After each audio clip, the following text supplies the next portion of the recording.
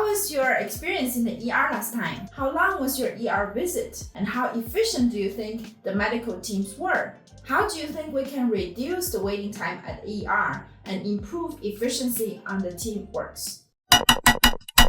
Researchers like Melissa Valentine and Amy Edmondson have been investigating how to improve effective coordination in temporary groups through mesolevel structures, or we call it team scaffolds. Through simple manipulation like team scaffolds, team efficiency can improve significantly. Valentine and Edmondson's studies were conducted in the hospital emergency department, where individuals coordinate in a role structure based on 3 roles: nurses, residents, and attendings. Their interactions occur in ad hoc and unstructured groupings. The emergency department then implemented new mesolevel structures that bound small sets of rules, where include 3 nurses, 2 residents, and 1 attending, and give them shared responsibilities for a group of patients. The simple change in the teams improved 40% in patient throughput time, which reduced the average of 7.9 hours of throughput time to 4.2 hours, saving almost 4 hours of each patient. So why does it work? The redesign of the department made people bond and collectively responsible. This design applied both the role theory and the team effectiveness theory. These mesolevel structures support extremely fluid groups in group level prioritizing, updating, and helping behaviors. The qualitative results showed key components of the team scaffolds, including boundary, role set, and shared responsibility, and illuminated how these structures support group level coordination because of accountability, overlapping representations of work, and belonging. Specifically, role theory is basically about how people who don't know each other can still work together smoothly. Instead of needing to know someone's personality and strength, you just need to know what role they're in. The role spells out what that person is responsible for and how their work connects with others. So coordination doesn't depend on personal familiarity. It is de-individualized. Think about firefighters rushing into a burning building and film crews on a set. They can jump right in with new teammates because the roles are clearly defined. In the team effectiveness theory, researchers like Hackman and Wageman identified essential elements of stable work teams, including bondedness, stability of membership, and interdependence. Bondedness means it's clear who is in and who is out. Stability refers to the fact that the same people stick together over time. And interdependence means the members share responsibility for a common purpose instead of just doing their own separate jobs. Put those together, you will get a group that sees itself and is seen by others. They can anticipate each other's moves, adjust to one another's strength and weakness, and coordinate at a really high level. In situations like ER, running 24/7, you have fluid personnel. You can't guarantee stable team members. Then the bondedness and collective responsibilities are key. For a de-individualized boundary, the group of roles that belong together can make a huge difference. People know exactly who they're working with and when to find them. That clarity makes individual effort more visible, which naturally encourages more open communication and accountability, even if the group is short-lived. Research shows that people quickly form an in-group identity, so being part of a defined role set can actually feel more important in the moment than someone's other social identities like job titles or status. Another important piece is collective responsibility. Roles are always interdependent. Nurses need doctors, doctors need the lab results, and so on. But that doesn't always mean the group as a whole feels responsible for the outcome. When a scaffold makes a group jointly responsible, people are more likely to track each other's progress, share updates, and jump in to help.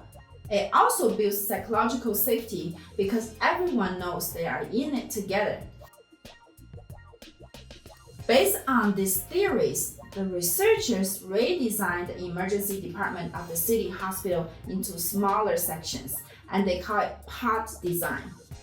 Before the redesign, at the city hospital, patients are triaged first, and then their chart would be placed on a counter. Any available nurse would take the chart to begin the patient care work, then return the chart on the counter, and any available resident would take the chart next to continue the work. Then any available attending at the last. The idea is to match the first available nurse, resident, and attending. However, this hospital had very poor performance compared to the benchmark ED performance at the national level. To conceptualize team scaffolds, the department was redesigned into a pod system. A pod was a physical location with dedicated computers, supplies, and patients' beds. Each pod was typically staffed by 1 attending, 2 residents, and 3 nurses, with a designated pod lead.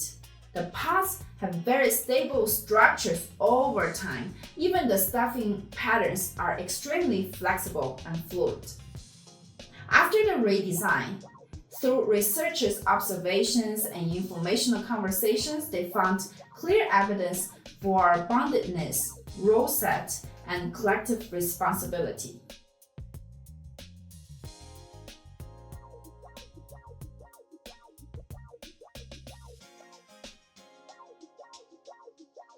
Individuals demonstrated more coordination behaviors, including holding each other accountable, updating respective progress, prioritizing mutual effort, and helping each other.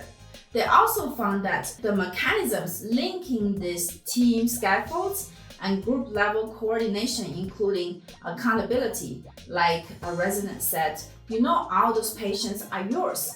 Nobody else is going to come in and save you."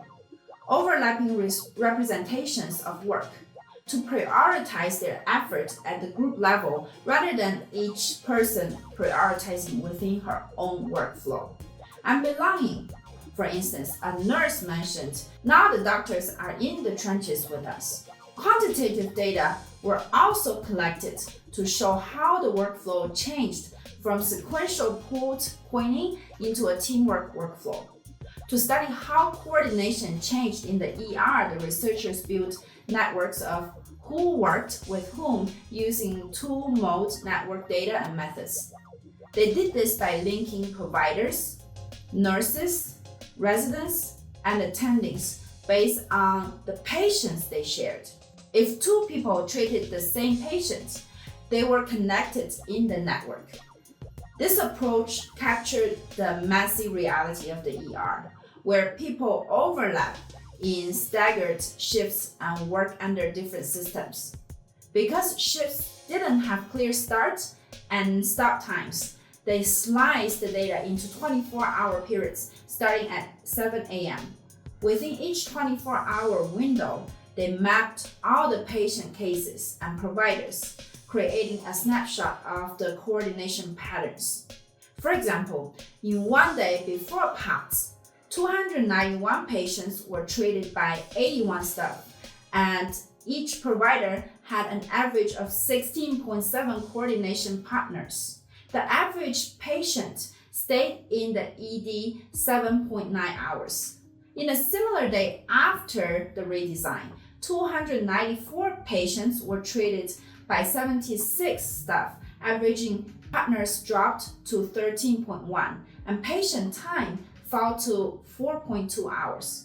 Overall, they analyzed 595 provider days across the 18-month study, that's 6 months before and 12 months after POTS. This let them see not just who worked together, but also how changes in the coordination structure, such as fewer partners, more repeat collaborations, affected performance.